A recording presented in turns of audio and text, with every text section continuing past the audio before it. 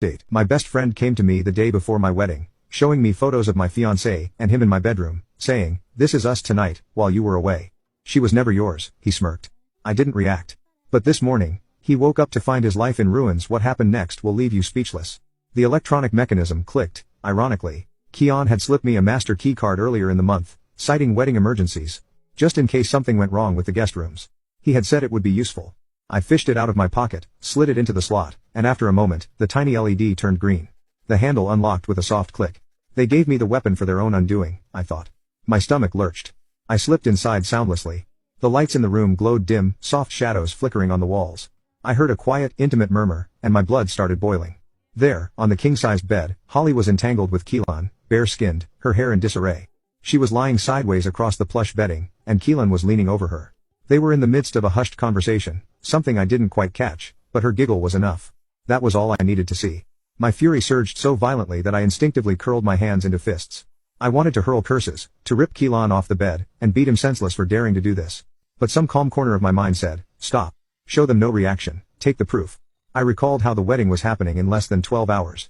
I wanted them to stand at that altar with me, believing I was none the wiser, so I could publicly unravel their perfect facade.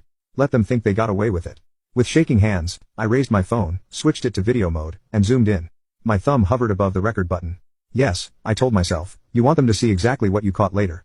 I recorded a few seconds of them in bed, capturing the details, Holly's face, Keelan's posture, and the date time stamp in the corner. They had no clue I was there. Keelan whispered something about, "We'll never get caught," followed by Holly's low laugh. The camera caught it. Perfect. My entire body trembled with rage. I forced myself to remain silent so they wouldn't notice. No confrontation, this is not the time. I repeated that mantra over and over like an anchor for my sanity. Once I had enough footage, I carefully stepped back, filming as I retreated, making sure the phone's microphone picked up every humiliating detail. I closed the door just as quietly as I'd opened it. Then I fled. Nearly running down the hallway to the elevator, it felt like I had a bomb strapped to my chest, one that would detonate the next day. Outside, the night air smacked me like a shock of cold water. My heart hammered like I'd sprinted a marathon. Waves of fury coursed through me, threatening to bubble up into a scream, or a meltdown. I felt the phone in my sweaty hand, digital proof that the people I trusted had stabbed me in the back.